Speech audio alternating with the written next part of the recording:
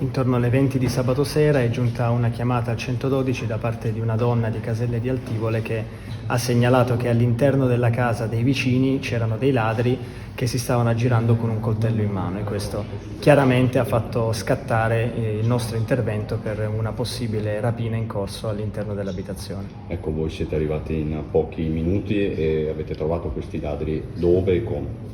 Noi siamo arrivati dopo pochi minuti e mentre ci avvicinavamo abbiamo ricevuto ulteriori segnalazioni da parte di altri utenti del 112 che ci hanno descritto la macchina verosimilmente utilizzata dai rapinatori per fuggire e la nostra macchina che si stava avvicinando al luogo della rapina ha proprio incrociato la macchina dei rapinatori in fuga, l'ha inseguita e li ha fermati immediatamente. Ci sono state colluttazioni, problemi o insomma li avete identificati senza problematiche? No, si sono fermati senza opporre resistenza, anche forse confidando che, trovandosi già distanti dal luogo della rapina, potessero sfuggire al controllo perché speravano forse che noi non fossimo a conoscenza della rapina appena perpetrata. E invece poi avete trovato anche degli elementi significativi all'interno del veicolo?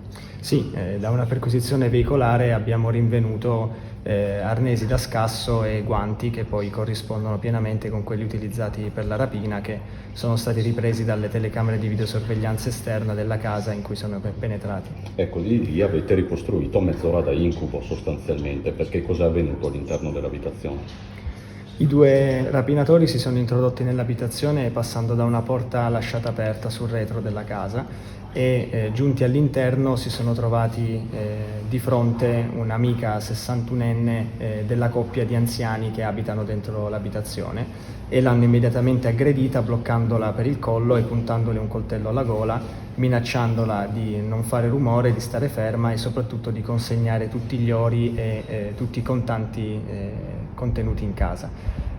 Fatalità ha voluto che non ci fosse assolutamente nulla da asportare nell'abitazione di questi anziani, per cui mentre uno dei due complici teneva ferma la donna, l'altro ha rovistato tutta l'abitazione trovando soltanto 5 euro che si trovavano all'interno del portafogli della donna dentro una borsa appoggiata su un divano. Ecco, la donna ha portato, tra l'altro, ha riportato delle scoriazioni, ha anche urlato, ha fatto...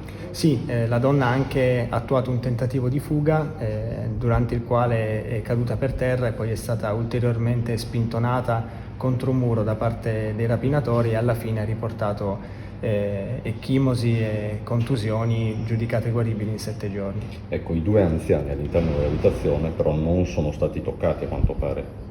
No, si tratta di due anziani in condizioni di minorata difesa dovuta a un particolare stato psichico, per cui non sono stati toccati dai rapinatori e verosimilmente non hanno neanche avuto contezza di ciò che è avvenuto intorno a loro. Quindi i rapinatori che ben sapevano che all'interno di quell'abitazione c'erano due anziani che non potevano difendersi. Assolutamente sì, loro erano l'obiettivo dei due rapinatori. L'elemento di disturbo per il loro piano originale è stato sicuramente la presenza di questa amica di famiglia di cui loro non sospettavano. Ecco, parliamo di due soggetti già noti in qualche modo alle forze dell'ordine, tra cui un minorenne. Sì, esattamente, sono due soggetti noti alle forze di polizia e in virtù proprio del fatto che non sia la prima volta che vengono segnalati alle forze dell'ordine, stiamo anche approfondendo il loro eventuale coinvolgimento in altri episodi analoghi avvenuti nel territorio di recente. Ecco, immagino quindi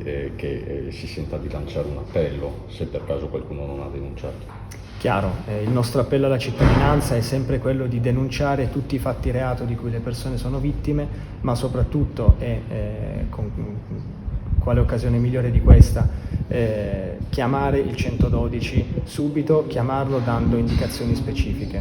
Ci tengo a sottolineare che senza chiamata immediata e precisa al 112 sarebbe stato molto difficile intercettare questi rapinatori, quindi un grazie alle persone che hanno fatto queste segnalazioni con grande senso civico e grande lucidità. Ci potrebbe essere un link con la rapina avvenuta un mese fa a Castello di Godego? Non abbiamo elementi per dirlo, ma lo stiamo accertando.